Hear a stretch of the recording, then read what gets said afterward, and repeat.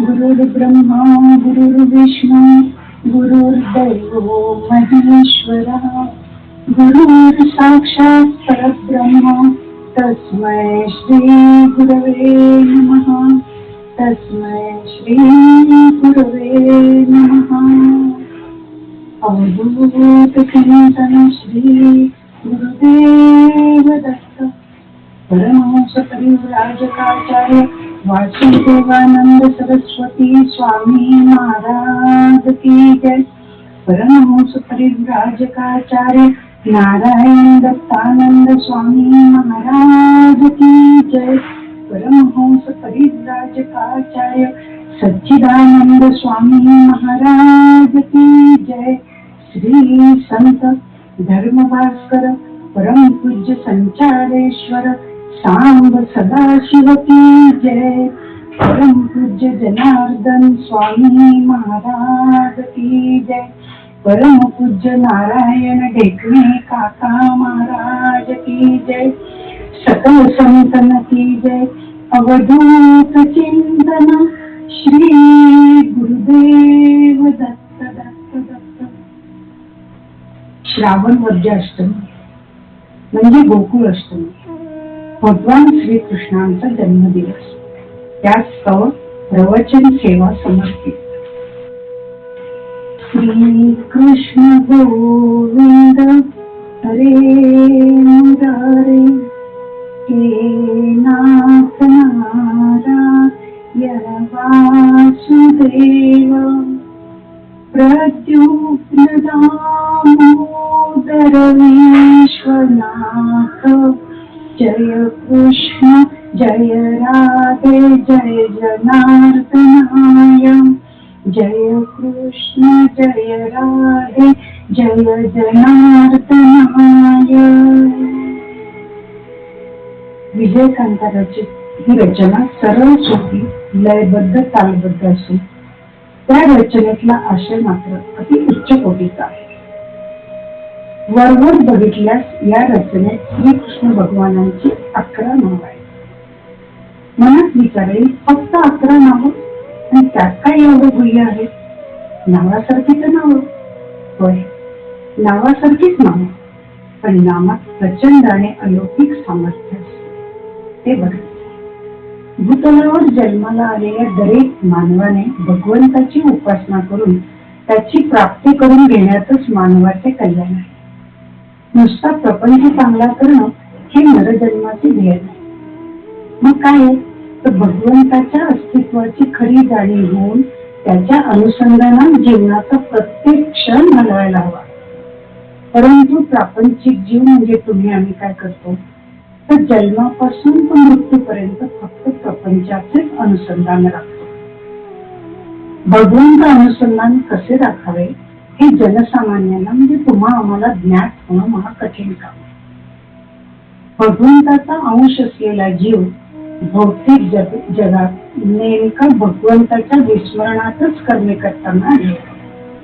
अहंकाराला प्रमाणाबाहेर महत्व येतं आणि त्यातच त्याचं अधःपतन होत जातं.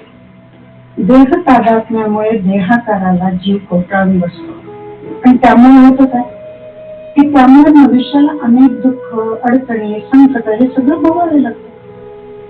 खरे तर मानव हा मुळातच परब्रह्म स्वरूप आहे आणि ते सच्चिदानंद स्वरूप प्राप्त करून घेतल्यावर हे जन्म मृत्यूचं जे काही दुष्ट चक्र आहे ना ते नष्ट होतं. पण सामान्य जीवाला ते ठाऊक नसतं. स्वस्वरूप प्राप्त करण्याचे साधं सोपं आणि सरळ एक गुपित आहे किंवा साधं सोपं एक साधन आहे. सांगू का? ते सोपं साधन म्हणजे नामस्मरण. नामस्मरणावर विस्तृत बोलणं आतापर्यंत बऱ्याच वेळा झालेलं आहे. बारकाव्यांसहित फारसं काही झालेलं नाही, म्हणून त्यातले बारकावे आता आपण बघूया आणि तेवढेच मी टिपा मनाने टिपा. श्री गुरु नामजपाची उपासना समजावून देतात. निराकार विश्वातील चिरंतन सत्यावर श्रद्धा ठेवल्याखेरीज माणसाला समाधानाने जगता येत नाही त्याची खात्री देखील श्री गुरु पटवतात. ते पटवताना तत्वज्ञानाची भाषा, मोठे मोठे वजनदार शब्द, गूढ शब्द असं काहीही वापरत नाही. मग ते काय करतात, ते साधे सरळ प्रचलित शब्द वापरतात, प्रचलित उदाहरणं देऊन समजावण्याचा प्रयत्न करतात. अंतरंगात पेरलेल्या नामबीजाला जपाचे आचार विचारांचे खतपाणी घालून जोपासना केली आणि त्याचबरोबर वेळोवेळी विषय तण काढले की तयाचा वृक्ष होतो. बीज गुरुस पेरतात आणि त्याची जोपासना देखील गुरुस करून घेतात. जोपासना म्हणजे काय, तर नियमाने उपासना, प्रार्थना, नामसप्ताह हे सगळं आयोजन करून गुरु कार्य करून घेतात. आणि एक लक्षात घ्या, ते नेहमी काय सांगतात, नित्य नैमित्तिक जपाचा त्यांचा आदेश कायम असतो. जप करते वेळी दक्षिण कराची मध्यमा आणि अंगुष्ठ वापरतात. बघा, गुरुंनी सांगितलेलं असतं काय करायचं, दक्षिण कर म्हणजे उजव्या हातात, मध्यमा म्हणजे मध्यबोट आणि अंगुष्ठ म्हणजे अंगठा. उजव्या हाताचे मधलं बोट आणि अंगठा याच्यावर माळ धरून ती माळ जपायची आसनावर. त्यामुळे काय होतं, त्यांच्या संघर्षणाने एक प्रकारची विद्युत उत्पन्न होते. घर्षणातून विद्युत उत्पन्न होते माहिती आम्हाला, तर तशी ती निर्माण होते आणि त्या विद्युत लहरी ध्वनीद्वारा सरळ हृदय चक्राला प्रभावित करतात. आणि म्हणून गुरु सांगतात की जप तसा करा. पण प्रभावित केल्यामुळे काय होतं, प्रभावित केल्याने मानवी मन जे चंचल आहे, प्रचंड चंचल मन आहे, ते स्थिर होण्यास मदत. आणि म्हणून आसनस्थ होऊन माळेवरचा जप करावा असे सद्गुरू नेहमी आवर्जून सांगतात. विषयाकार मन जाणीव, आत्माकार किंवा ईश्वराकार करणं हे नाम जपाचं मुख्य कार्य आहे. बघा, त्याचं सामर्थ्य कार्य आता आपण विशद करतो. नित्यनेमी नामस्मरणाच्या योगे भक्तिमय. मनुष्याची चैतन्य जाणीव वस्तुतः अनंत आहे, ते सच्चिदानंद ब्रह्ममय. परंतु मी व माझं आणि क्रोधादी विकार यांचं चिंतन केल्याने मनुष्याला चैतन्याचा अति संकुचित आणि विकृत स्वरूपाचा अनुभव होतो. मनुष्य अनंताला पोहोचूच शकत नाही. विकार चिंतनाऐवजी मनुष्य नामाचे चिंतन, नामस्मरण करू लागला म्हणजे तयाचे चिंतन नामाकार आत्माकार होऊ लागते. नाम हे आत्मा आहे, ब्रह्मतत्व आहे. नामात ब्रह्मशक्ती आहे.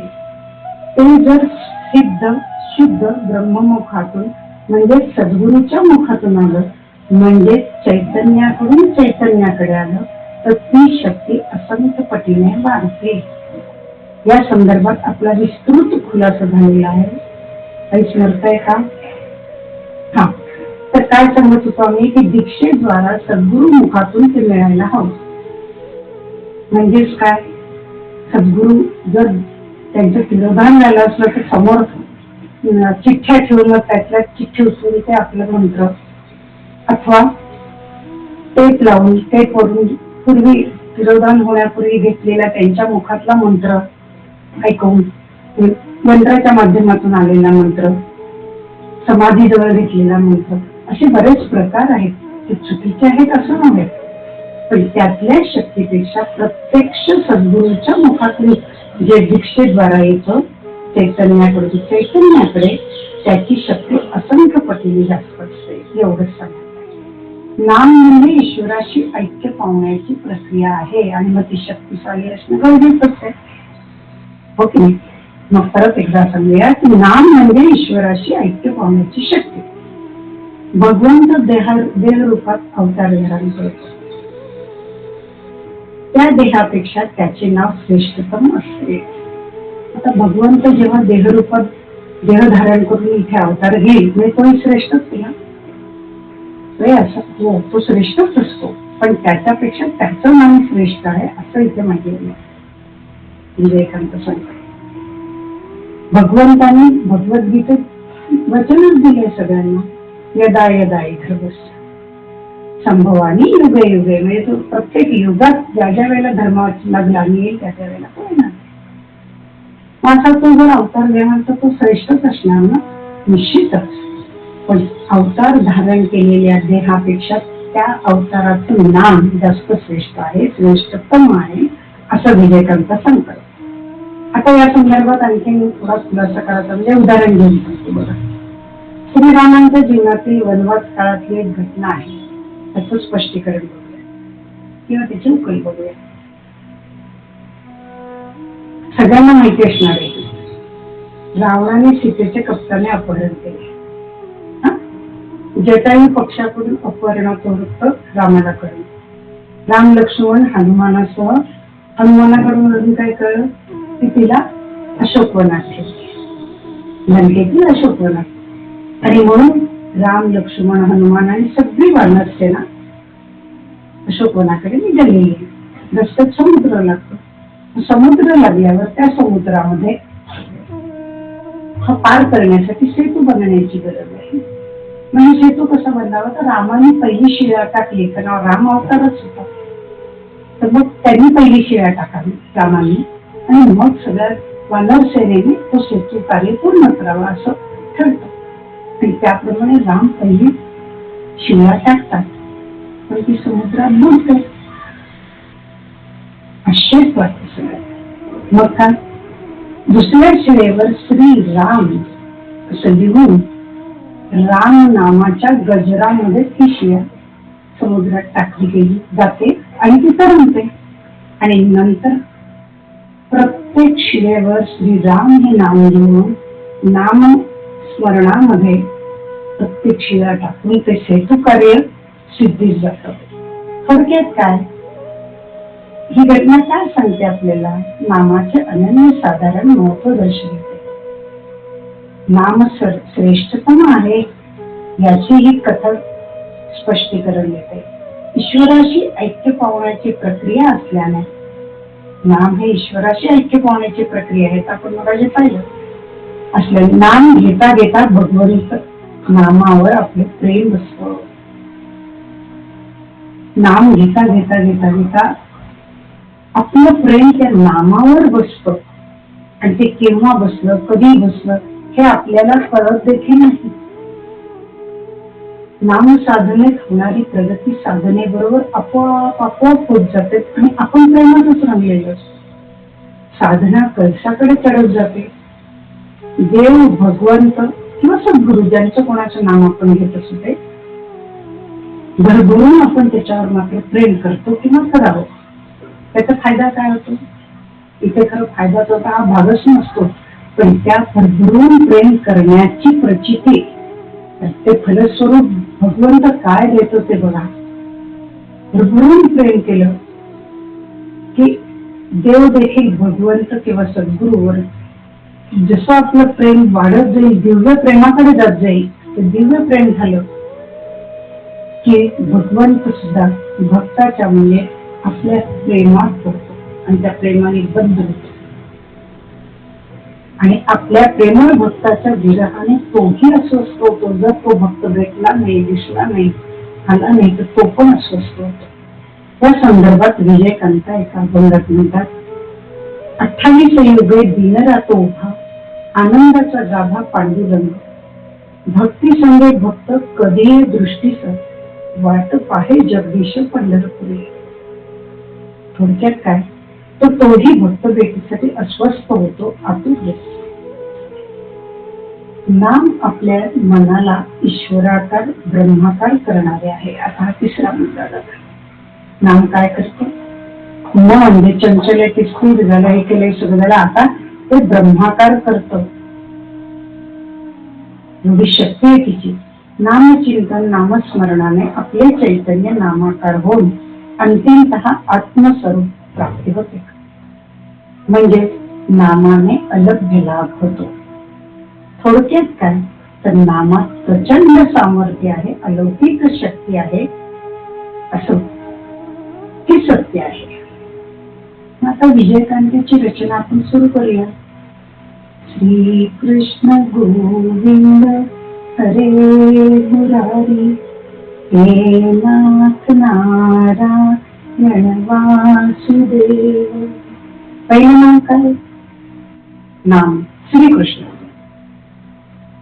श्री कृष्ण, श्री कृष्ण हे नाम आहे, श्री लागले. श्री श्री बीज, श्री म्हणजे श्री विद्या, तंत्रशास्त्रात श्री विद्येला परमोच्च शक्ती, परमोच्च अवस्था, परमोच्च ऐश्वर्य मानलेलं आहे. श्री विद्येलाच आत्मविद्या, ब्रह्मविद्या, परमविद्या असंही म्हटलेलं आहे. श्रीची स्पंदन चिन्मय, ज्ञानमय, अमृतमय आणि आनंदमय आहे. श्री हे कुठल्याही देवतेचे स्वरूप नसून वैश्विक स्पंदनाचे रूप आहे. आता कृष्ण भगवान विष्णूंचा धर्मरक्षणार्थ, दुष्ट निर्दलनार्थ, सृष्ट संरक्षणार्थ श्रावण कृष्ण अष्टमी, वद्य अष्टमी म्हणजे आज रात्री 12 वाजता कंस राजाच्या कारागृहात जन्म झालाय. कारागृहात हा जगत कल्याण आणि लीलाधर अवतार झाला. श्रीकृष्णाचा अवतार कुठलाय? जगत कल्याण आणि लीलाधर. कंस भगिनी देवकी आणि तियेचे पती वसुदेव यांचा 8वा पुत्र. कृष्णास 2 माता पिता लागले. वसुदेव देवकी हे तयाचे जन्मदाते माता पिता आणि यादव राजानंद आणि राज्ञी यशोदा हे संगोपन माता पिता. निर्गुण सगुण झाले आणि तयाचं नाव काय? कृष्ण. सर्वांच्या मनाला आकर्षित करणारा जो तो कृष्ण. दुष्टांचा कर्दनकाळ अवतरित झाला. रांगत्या वयापासूनच राक्षसांच्या संहारास प्रारंभही झाला. रांगत असताना कृष्णाने प्रथम पुतना मावशी राक्षसी दूध पाजायला लागली. तिचा केला. पाण्यात विष कालवणाऱ्या कालियाचे मर्दन करणे. तुणावर्त, वत्सासूर, बकासूर, अघासूर अशा विविध राक्षसांचा नाश त्यांनी या बालवयातच केलेला आहे. तसेच यथाकाले कंसमामाच्या रूपाने दुष्ट धर्माविरोधी व्यक्तित्वाचा देखील त्यांनी नाश केलेला आहे. तर लीला विग्रही कृष्णाने अनेक लीला केल्या. गोकुळातल्या गोपू गोपिकांबरोबर रासलीला, रंग खेळणे, रंगात भिजवणे, दही दुधाची चोरी करणे, गोपाळकाला करणे आणि नंतर वस्त्रहरण, मटकी फोडणं, आणखी कितीतरी खोड्या त्यांनी केलेल्या आहेत. त्याच्यात सगळ्यात महत्वाचं म्हणजे काय होतं तर गोकुळात आनंदिनीचा नाद गुणत असे. या आनंदिनी म्हणजे काय? बासरीचे वेणू म्हणजे बांबूच्या बासरीचे विविध प्रकार आहेत. त्यातली सगळ्यात मोठी जी आनंदिनी बासरी आहे ती हा कृष्ण फक्त गोकुळवासियांसाठी वापरत होता. इतरत्र पावा, वेणू असं वाजवलं जायचं, परंतु इथं मात्र गोकुळात तो आनंदिनीचा वाजवायचा. आणि त्या आनंदिनीचा नाद म्हणला ती आनंदिनी स्वर चिरू लागली की तन मन धान ऐकून गोकुळ घराबाहेर पडत. आनंदिनीच्या नादाबरोबर दिव्य स्तरावरील रासलीला चालायची आणि त्यात दिव्य प्रेमाची देवाणघेवाण होत असे. गोकुळातल्या सर्वांच्या मनात श्रीकृष्ण शरणम हा एकच भाव आहे. गोकुळवासी जनांच्या भक्तीने त्रैलोक्यनाथ भगवान कृष्ण बद्ध झाले. गोकुळवासी भक्तिरसात चिंब भिजून कृष्ण कृष्ण भगवंतात एक रूप होत असत. आणि कृष्ण नामस्मरण जपाने भगवान श्रीकृष्ण कृपा बरसवून मन आकर्षून देतात आणि आपल्या अनन्य भक्ताच्या भक्तीने प्रसन्न होऊन अनुग्रह करतात. एका अभंगात विजयकांत म्हणतात, मुखी कृष्ण नाम चित्ती अनुसंधान भगवंती लीलन. परत ऐका, मुखी कृष्ण नाम चित्ती अनुसंधान भगवंती मिलन विजयकांत अनुभव. भगवंताचं मिलन घडवणार आहे हा अनुभव आहे. श्रीकृष्ण गोविंद. भगवान श्रीकृष्ण हे अवकाशातील अवकाशाला कवटाळून या अवकाशातून कारुण्य रसाची वृष्टी करीत स्नेहाची सृष्टी निर्माण करीत असतात. ही स्नेहाची सृष्टी पाहणारी दृष्टी ते स्वतःच बनून आपल्या स्वतःमध्येच आनंद उपभोग करतात आणि स्वानंदाचा उपभोग म्हणजेच गोविंद. श्री कृष्ण गोविंद. तो गोविंद. गोविंद ही कृष्णाच्या नावापैकी आहे, बरोबर आहे ना? हा, हे सगळ्यांनाच माहिती. पण आता जे सांगणार आहोत ते नीट ऐका. ते एक गुपित आहे. ते गुपित उघड करतो आपल्या समोर भगवान श्रीकृष्णच करायला लावतात. विजयकांता जे गुपित सांगते ते गोविंद या नामाचं, ते ऐका. गोविंद हा आनंदाचा आस्वाद घेणारा एक स्वानंद आहे. गोविंद हा सृष्टीचा आनंद कंद आहे आणि गोविंद हा सृष्टीत जन्मलेला बाळकृष्ण आहे. आणि हा बाळकृष्ण पंचेंद्रियांच्या पांडवाकडे कुतूहलाने बघत त्यांच्यात रममाण होत त्यांच्यासह या सृष्टीतील भावसौंदर्य अनुभवित असतो. बघा, हा स्वानंद, आनंदाचा कंद गोविंद हा काय करतो? सृष्टीतला जन्मलेला एक बाळकृष्ण आणि पंचेंद्रियांचे पांडव, भगवान श्रीकृष्ण पांडव त्याच्या बरोबर होते. तसंच सृष्टीत जन्मलेला जो बाळकृष्ण आहे तो इंद्रियांचे पांडव म्हणजे पंचेंद्रिय यांच्याकडे कुतूहलाने बघत रममाण होतो आणि त्यांच्यासह सृष्टीतील भावसौंदर्याचा अनुभव येतो. पंचेंद्रियातील हरिभक्तीचा स्पर्श अनुभवित जीवनातील सौंदर्याचा आणि अनंत अवकाशातून अवतरलेल्या सगुण रूपातील चतुर्भुज अशा आनंदकंद गोविंदाचं रूप मिळावून जीवनात स्वानंद भोगण्यास शिकवित असतो. माणसाचे एक भाव सौंदर्य आहे. अशा भाव सौंदर्याच्या अनुभूतीत जगणारा माणूस सगुण निर्गुण दोन्ही रूप त्याला लोभवून जातात. त्या अवस्थेत तो असतो आणि या अवस्थेला साक्षात्कार अनुभव ते साक्षात्कार अनुभवत असतात.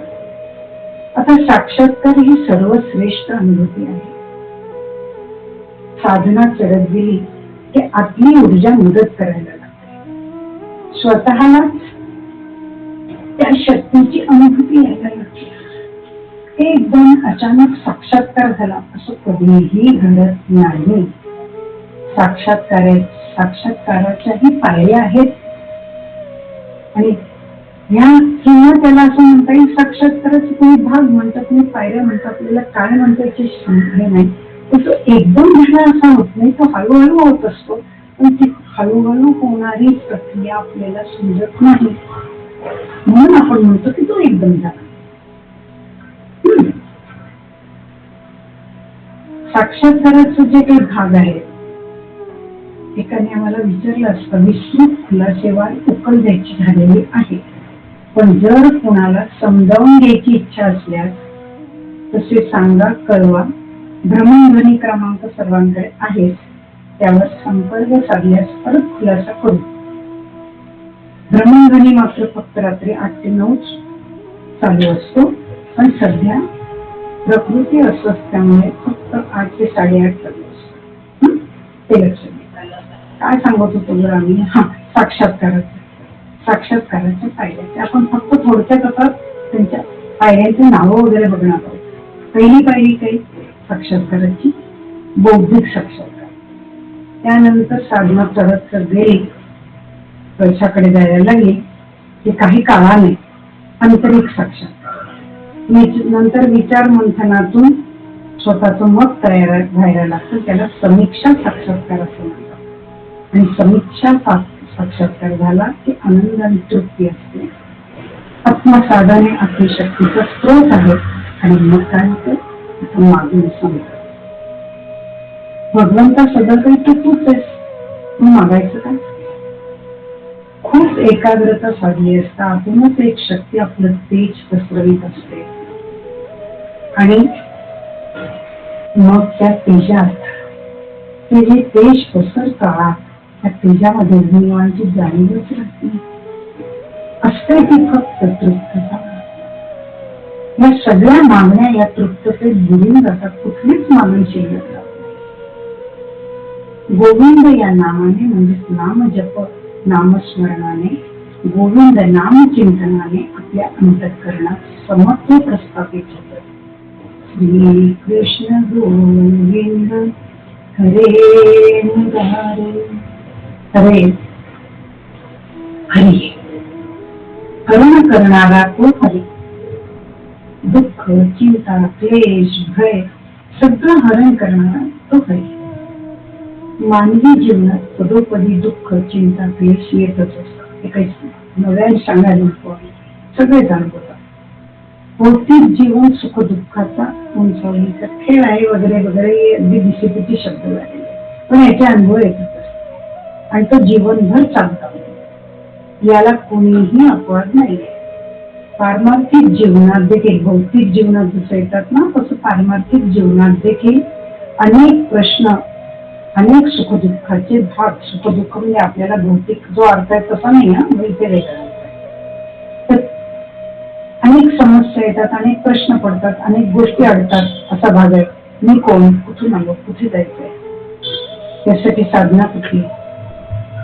विवेकानंदाचा एक आपण हिंदीतला आठवतो का, सखी रे मन को तू पहचान आई कहाँ से जाना कहाँ है, आई कहाँ से जाना कहाँ है, ये ले अब तू जान सखी रे मन को तू पहचान.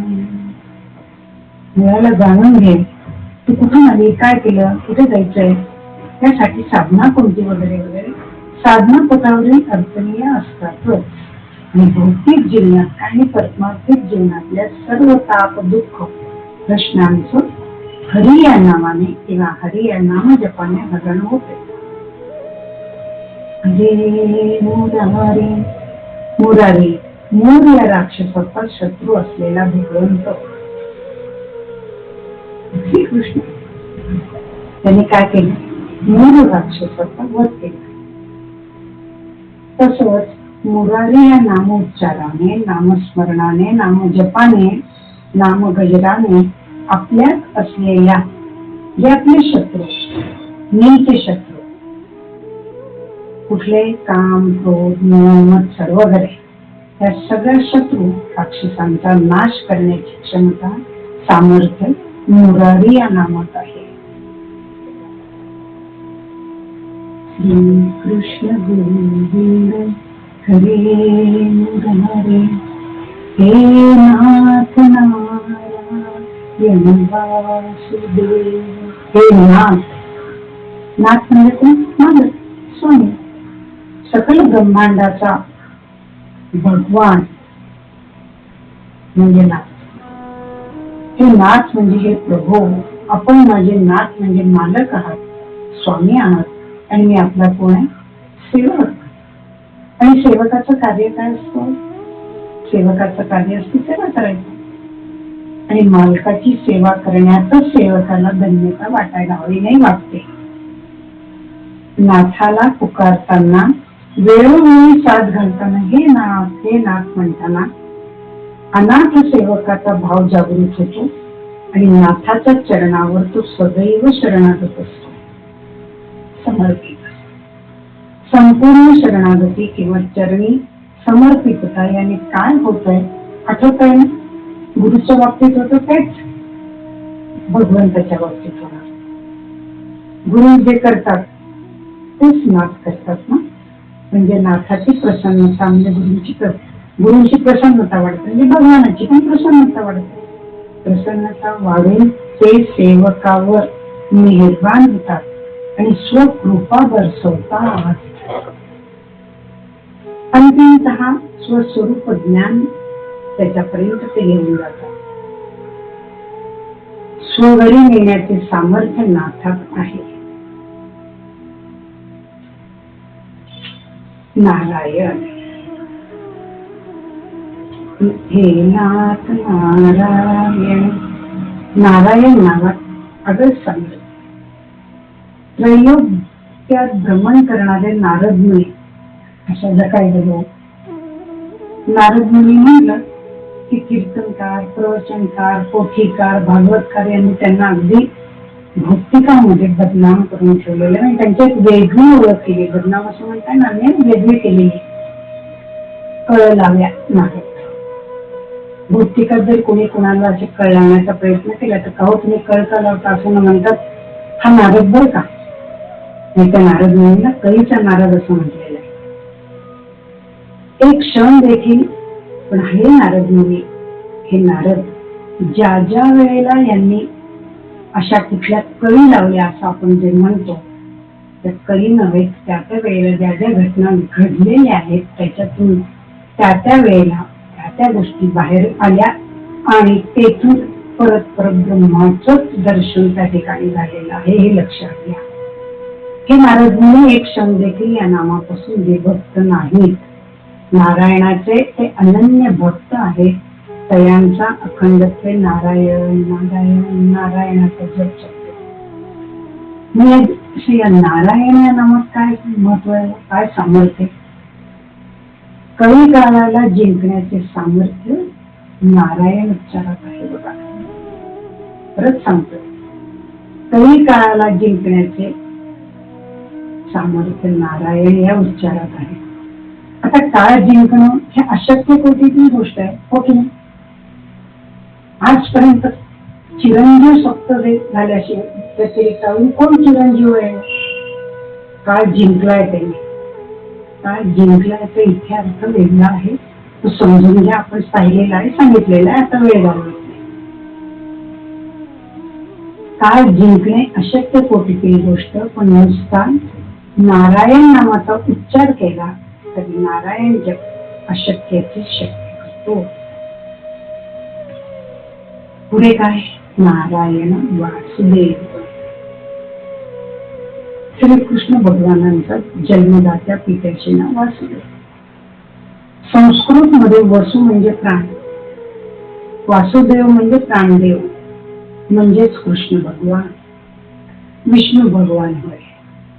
वासुदेवाच्या नामाने भाग्य होते. जसे जसे उच्चारण वाढेल, जपसंख्या वाढेल, तसतसे जीवाचे भाग्य उजळत जाते. नाम जपा आधारे भाग्य उजळते.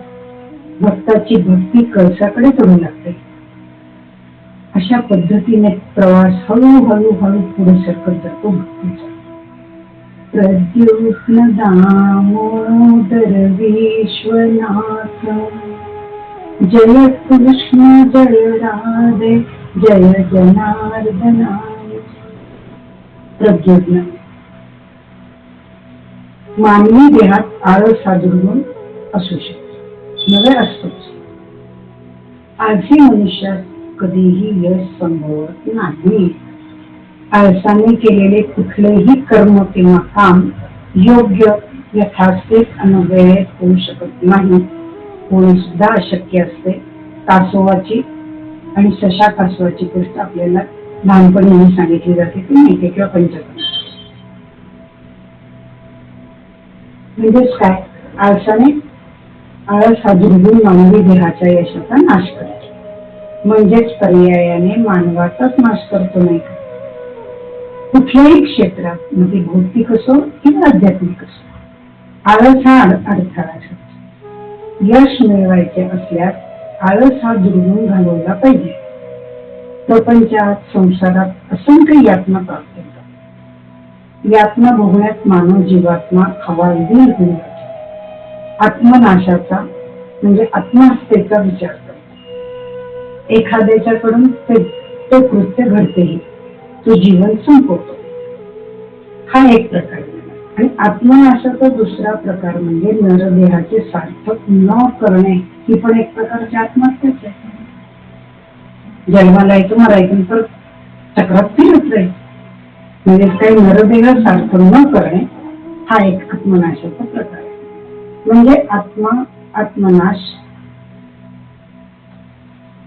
सार्थक न करणं म्हणजे आत्मनाश, बरोबर. आत्मस्वरूप आत्मतत्व प्राप्ती हे मानवाचं ध्येय असायला हवं, तेव्हा असणं गरजेचं आहे. परंतु यातनांमुळे शुद्ध आचरण विवेक तर सोडाच, पण विचारही करता येत नाही.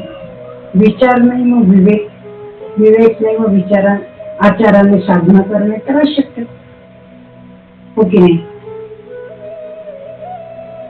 विचार नाही मग विवेकाचार मुळीच घडत नाही, साधनाही होत नाही. साधना करणे होण्याच शक्य नाही, अशक्यच आहे. या सर्वांमुळे काय होतं? जीवाचा आत्मनाश होतो. थोडक्यात काय तर आळसाने आत्मनाश संभवतो. कळलं ना आपण? पण हे कळलं तरी त्यावर उपाय हवा ना काहीतरी. कळलं तर खरी, पण काहीतरी उपाय असल्याशिवाय कल्याण नाही ना. आत्मनाश आत्मघात थांबणार नाही, त्याच्यासाठी तर उपाय हवाच. बरोबर की? मग आत्मनाशापासून बचाव होईल, आळस घालवण्याचे, संसार यातना सोसण्याची क्षमता अंगी येण्याचे साधन काय आहे? ते म्हणजे प्रद्युम्न नाम. प्रद्युम्न हे नाम जप, नामस्मरण सतत जर चालत राहिलं तर प्रद्युम्न नामात ती आळस घालवण्याची ताकद, सामर्थ्य आहे. प्रद्युम्न दामोदर. आता दामोदर, जन्म मृत्यू बंधन तुटणं हेच तर नरजन्माचे साध्य आहे. किती वेळा तेच आपण वाक्य ऐकतो, आपल्याला माहीतही असतं, शब्द गुणगुणित होतात, कृती कळत नाही आणि ते कळलं तरी वळत नाही. आणि म्हणून माझा आपण परत म्हणतोय, जन्म मृत्यू बंधन तुटणं हे नरजन्माचे साध्य आहे. आणि ते साध्य प्राप्त करण्यासाठीचा मार्ग काय आहे? तू सांगितलेला काय आहे? सतसंग, अंतरिक, तळमळ, गुरु भेटी, हे सगळं एकामागे कसं घडत जातं. याच्यावर गुरुपौर्णिमेलाही झालंय, मध्ये श्रींच्या तिरोधानाच्या दिवशी पण झालंय, असं सातत्याने होतच असतं. तर मग ते काय क्रम आहे ते परत एकदा नुसता क्रम सांगतो. सतसंग, आंतरिक तळमळ, मग गुरु भेटी, मग गुरुदर्शित मार्गावरून साधना, प्रदीर्घ काळ साधनेचे फळ, निरासक्ती, परमप्रेम, विरक्ती, वैराग्य, असं चढत्या क्रमाक्रमाने पुढे जात जात जात जात जन्म मृत्यू केला थांबतो आणि नरजन्म सार्थ होतो. दामोदर या नामाने, दामोदर या नाम जपाने, दामोदर या नामस्मरणाने जन्म मृत्यूचे बंधन अगदी सहजी विनाशायास तुटते. परंतु हे मात्र सातत्याने घडणं गरजेचं आहे. प्रद्युम्न दामोदर विश्वनाथ, विश्वनाथ, विश्वाचा नाथ तो विश्वनाथ, विश्वाचा स्वामी, विश्वाचा मालक, म्हणजेच ब्रह्मांडाचा भगवान, परमात्मा, ईश्वर. मग अशी आपण हे नाथ याची उकल विस्तृतपणे केली, आठवते ना? तर त्याच्यात बोलणं झालं नाही. एका वाक्यात त्याची सार सांगत चालेल का? ठीक आहे. मग काय? स्वकृपा बरसवून अंतिमतः स्वस्वरूप ज्ञानाप्रत येण्याचे सामर्थ्य नाथ या नामात आहे. विश्वाचा मालक, ब्रह्मांडाचा मालक, म्हणजे ब्रह्मांड मालकाच्या नामात ते सामर्थ्य आहे. जय कृष्ण जय राधे जय जनार्दनाय, जय कृष्ण जय राधे. जय कृष्ण आपण काय? कृष्ण नामाच्या सामर्थ्याचे वर्णन सुरुवातीसच आलेलं आहे. श्री आणि कृष्ण दोन्ही येऊन गेले. आता सर्वांच्या मनाला एकाच वाक्यात बोलायचं, म्हणजे सर्वांच्या मनाला आकर्षित करणारा असा जो तो कृष्ण. अशा कृष्णाचं काय? जय जय करायचो. जय राधे. आता राधेचा जय जय करा. राधा कोण? आपण जर कृष्णाचा भागवत ऐकलं असेल किंवा कृष्णाष्टमीचं जन्माचं हे ऐकलं असेल, कथा ऐकली असेल, कीर्तन ऐकलं असेल, तर आपल्याला काय माहिती? राधा ही गवळ नव्हती, एक गोपी होती. बरोबर आहे ना? आपण आता तेच बघणार आहोत. राधा कोण? राधा ही गवळ आहे. बरोबर आहे. राधा गोपी, गोप गोपी या सर्वांचा कृष्णाप्रती समर्पण भाव हेही माहिती, विशुद्ध प्रेम हेही माहिती, आणि दिव्य स्तरावर रंगलेली रासलीला ही आपण मगाशी पाहिलेली आहे. तसेच गोपांबरोबर श्रीकृष्णाच्या असंख्य लीला त्या सगळ्यांना श्रुत आहेत, आता आपण त्या पाहिल्याही आहेत. मूळ जन्मते वेळी, आता इथून लक्ष द्या राधा कोण. मूळ जन्मते वेळी सहस्त्रधार चक्र उघडेल, तेथून चैतन्य शक्ती म्हणजेच प्राणशक्ती देहात प्रवेश आणि चक्र बंद. बाळाचा टाळू आपण काय म्हणतो, आपल्या मातांना हे सगळं माहिती आहे की बाळाचा टाळू जन्मल्यापासून काही काळापर्यंत, काही महिने, काही काळापर्यंत अगदी 9 वाजता तो सारखा उडत असतो, बरोबर आहे. तो भरून यायला आपण काय करतो, त्याला वेळ देतो. तसंच रोज त्या ठिकाणी तेल, काठफळ वगैरे असं जिथे आपल्याला माहिती आहे ते औषधी, वनौषधी घालून आणि तेल घालून तो भरत असतो. आणि मग काही काळाने तो बळतो. याची अनुभूती सगळं मातांना सगळ्यांच्या परिचय. तर ही प्राणशक्तीची चैतन्याची धारा वासना कोशात सूक्ष्म रूपामध्ये असते, खाली येते तिथे असते. ही अधोगती शक्ती आपल्याला प्रवृत्तीमय बनवते, आपण संसारी होतो. ही धारा, ही प्राणशक्तीची अधोगती धारा सुषुम्ना नाडीमध्ये जेव्हा प्रवेशते तेव्हा ऊर्ध्वगामी होऊन मूलाधार चक्रापासून प्राणशक्ती एक एक चक्र भेद करीत करीत करीत वर चढते, सहस्त्रधारापर्यंत जाते. प्राणशक्ती चढली की ती धारेची राधा होते. दादा बघा को जी कुंडलिनी शक्ती आपण म्हणतो की जी खाली झोपेत आहे, झोपलेली आहे, ती गुरुस्पर्शाने, नंतर गुरुनंतर जपाने, नामस्मरणाने किंवा अनेक प्रकारे त्याच्याने ती जागृत होते. आणि जशी ती जागृत होते तशी ती एक एक चक्र भेट करत जशी वरून खाली आली तेव्हा ती धारा होती. आता ती खालून वर जाताना जेव्हा ती सहस्त्रधाराकडे जाते तेव्हा तिला राधा म्हणतात. त्यावेळेला ती धारेची राधा होते. आणि म्हणूनच एक साधं सोपं भगवंतांनी म्हणण्यापेक्षा गोकुळातल्या लोकांच्या अनुभवातून बाहेर आलेलं जे लोणी आहे ते असं आहे की राधेशिवाय कृष्ण नाही, राधेशिवाय कृष्ण दर्शन नाही. म्हणून आधी राधे राधे राधे राधे असं म्हणतात. राधे राधे राधे राधे श्याम को मिला दे, की जे राधेच्या मागे लागतात ती राधा, किती धारा. आणि म्हणून असं म्हटलं जातं हे अत्यंत आध्यात्मिक भाग आहे, हा लक्षात घ्या. राधेशिवाय कृष्ण नाही, दर्शनच होणार नाही कृष्ण. आणि हे गुण देखील गुरु कृपेनेच उकलत नामातून करत. आणि म्हणून कृष्णाचं नाव निघाले की राधा कृष्ण हेच रूप आपल्या डोळ्यासमोर तरळतं.